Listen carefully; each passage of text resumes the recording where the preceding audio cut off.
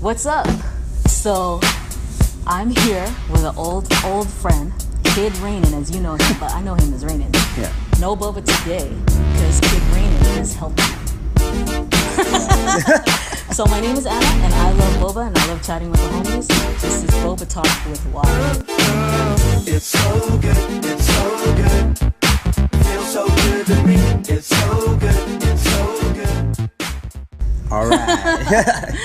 All right, Rynan. Yeah. Thank you so much for being here. Of course. You know, how did you get started dancing, I guess? Well, I started dancing in '92. It was actually, I was living in Murrieta in Riverside. Yeah, I remember. And there was nothing in Riverside at that time. But my friends Rod, my cousin Randy, my friend Maya at the time, they were going back and forth to San Diego all the time. And they were linking up with certain crews like Delivery Boys, you know, Sick Mentality back in the day. You know, just a lot of like solid, I guess at the time it wasn't even called b-boy crews. They were called housing crews. Oh yeah. Yeah, Sunny Delight, yeah. you know, Funky Matters, all these housing crews at the time. Yeah. And they would bring what they were learning to Murrieta. And I was a younger guy who couldn't really travel a lot. You know, like I said, I was probably like 11 or 12 years old at the time. And yeah, they would just come through. I saw them doing a bunch of cool moves, right? And I was like, oh, that's so tight, I want to learn that. And we were just practicing it in my garage, in the front yard and everything.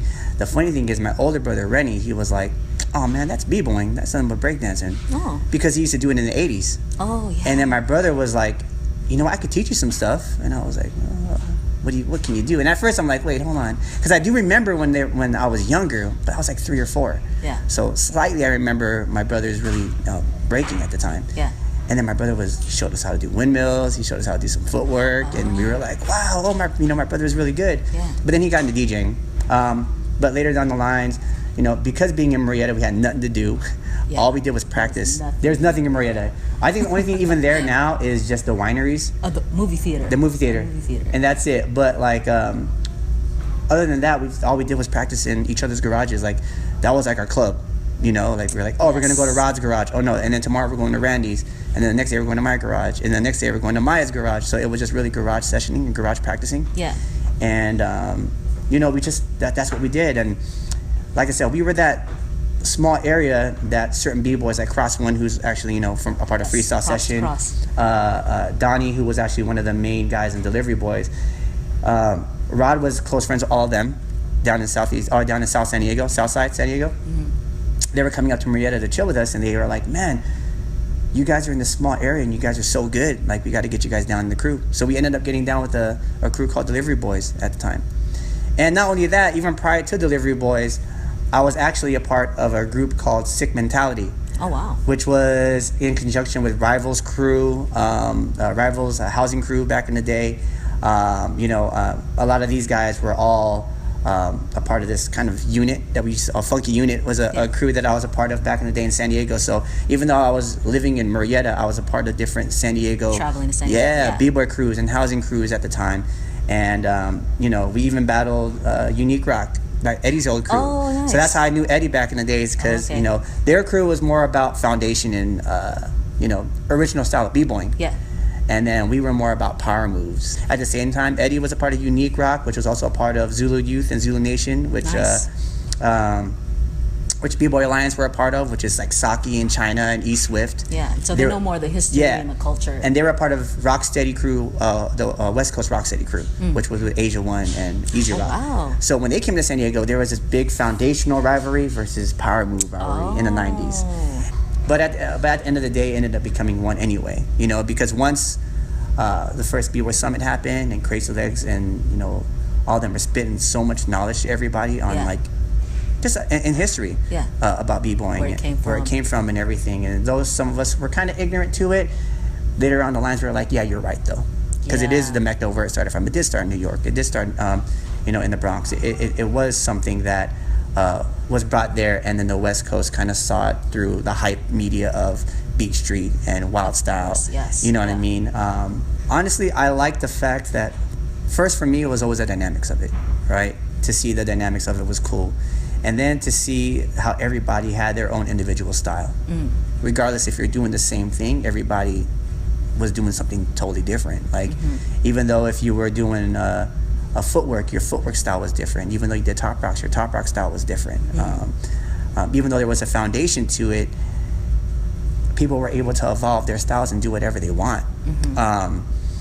So I mean, that's what really drew me to it. And not only that, like, when you spin in your head, you do get a lot of people looking at you.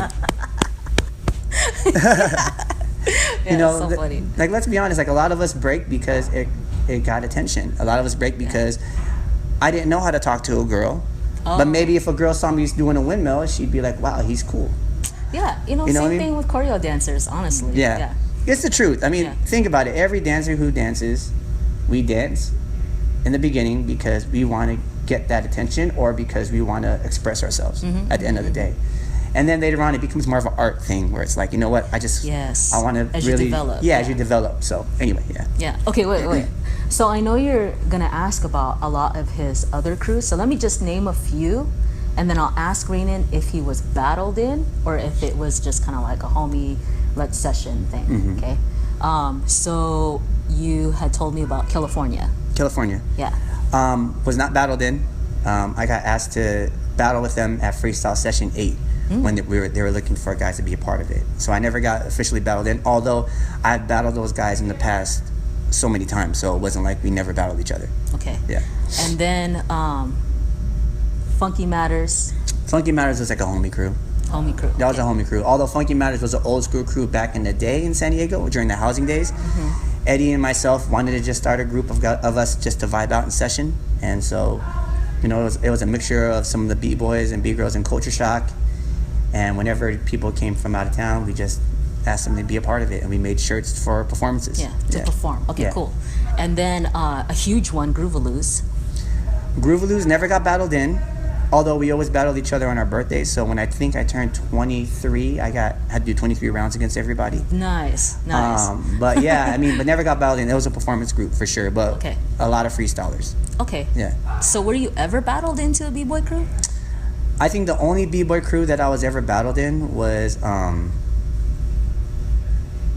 actually, it was Full Force. Oh, I didn't know that. Full Force was the only crew that I was ever battled in. Okay. Only because I wanted to get battled in. The first time I met Rynan, right? Do you remember? Okay, how did we meet? All right, so this is how we met. Okay, I was seeing a girl at the time, and she was auditioning for Culture Shock. She wanted to audition for Culture Shock. I didn't even think about going to the audition. She was like, hey, there's going to be a lot of dancers there, and there's a huge dance floor. She knew I break, so I'm like, all right, I'll go. I went there to break. At the same time, Anna was teaching a class, and I was like, oh, this person teaching hip-hop. And they're like, yeah, take the class, okay.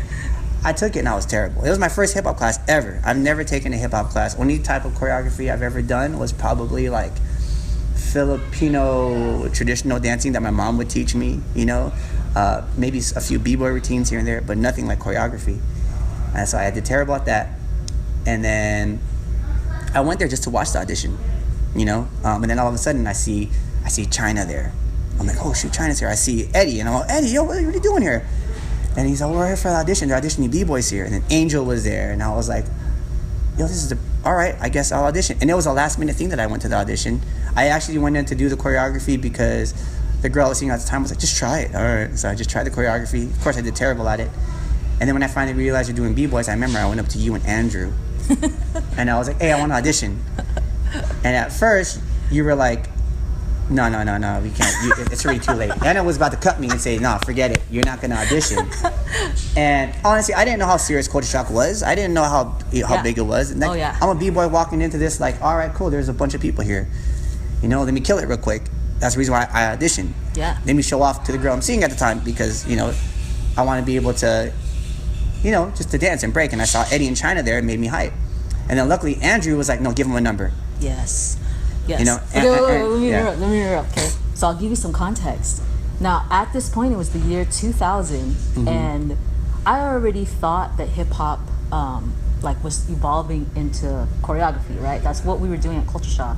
We were learning how to be choreographers, and at the time, b-boy was out. And when I say out, I meant it wasn't popular. You weren't watching it on TV. Like there was not crews doing it. Like you had to be a b-boy to know or to be in it. I see Rynan. He's got frosted blonde tips, and he's kind of like got rhythm. I had puka shells too. Yeah, puka shells. Every Filipino has puka shells. And he was having a hard time memorizing the choreo. That's it. And then all of a sudden, my homie was like, "No, Anna, trust me. You have to let this guy freestyle. Just let him dance. You'll see." And he was from the East Coast. So this is my first time seeing b-boying, like real b-boying, not just in the movies, you know? And Rynan went off, like from combos to floor work to head spins. But it wasn't even that. It was just another type of dancing that I had never ever seen before, ever. So this was the first time that choreo, for me, choreo world and b-boy world were kind of like, you know, coming together. Mm-hmm. And the reason why Andrew did notice me is because, so even prior to that, I was already entering a lot of competitions and battles at the time. So it wasn't like I'm just a new b-boy. Yeah, like how old were you? At the time, I was like 19. Dang. 19 years old. And the thing about it was, being that young and being mentored through Cross was flying me out. Oh, okay. To events. So he was like, "Hey, we're going to this event. You want to enter this competition? We're going to this battle, yada, yada." The way Andrew knew me is from the b-boy scene, because he was into the b-boy culture at that time. So he, you know, and his brothers were in the b-boy culture in the East Coast. I was going to the East Coast for competitions. And I know, and of course, I thanked Andrew for letting me be able to, because honestly, I wouldn't have been a part of Culture Shock because you said no. You know? My bad. No, that's funny though. After that though, it ended up becoming more family oriented when I finally got on Culture Shock. So. Yeah, he's a sponge. You throw anything at him, this kid, he learns it like, dude, like 5 minutes, no joke. Like, it was so fast. I was so impressed. Like, I had been teaching already for years. I never seen anyone with pickup that quick, and like dedication too. That's the other thing I asked Rynan. I go, so how long did it take you to learn a head spin? You remember what you told? 3 days. Yeah, like nonstop. And I never heard that in a dancer before. Okay, so talk about what did you think about choreo and Culture Shock? Wow. Just anything that stood out to you? Okay, so you guys really opened the door for me. Because the truth is, you know, like my dad, and my dad knows this, I got kicked out. You know, I was going to college in Riverside Community College. I told my dad that I wanted to do dance as a full-time thing, especially when I got on Culture Shock. His first thing that he told me is like, "That's fine, but you can't live under my roof." Wow. And so right away, I moved out. And when I come to think about it, it's weird because even though I know that you guys really gave me a place to live, you know, it's weird to say, but because I've been helping out people in the homeless community and whatnot, and like really understanding what that means to be in that situation, I've come to realize, like, I was kind of homeless for the first couple of months, even the first couple of years. I had no place to really call officially my home or my own. You know what I mean? Because I was staying in people's houses. Yeah. You know, even couch to couch. And so I always have to, you know, anybody who talks to me about it, I always have to give that love to you guys, just because you guys gave somebody a place to live. You guys gave somebody an outlet.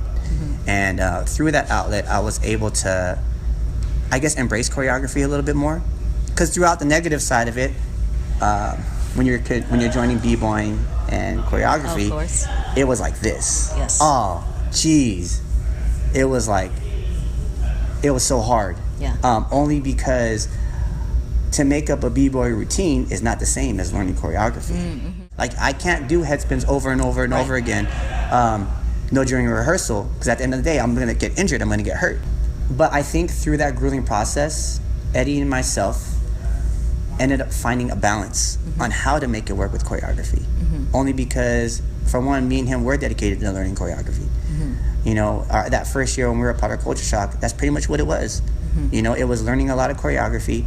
It was dedicating ourselves to like really focusing, and even though we did practice, we took so many hours just to do choreography.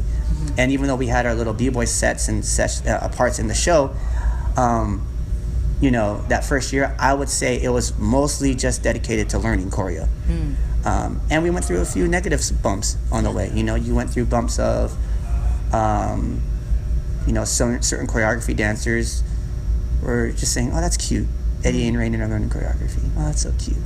At the end of the day, you're like me, and you're like, It ain't cute. We're trying to do it like y'all. Like, what y'all talking about? Yeah. That junk ain't cute. Like, so it was kind of a drive. I'm not too sure if it was for Eddie. I know for me it was a drive when that happened, because I was like, you know what? I want to prove everybody that, you know, yes, I can learn choreography super fast. I'll learn it just as fast as you are.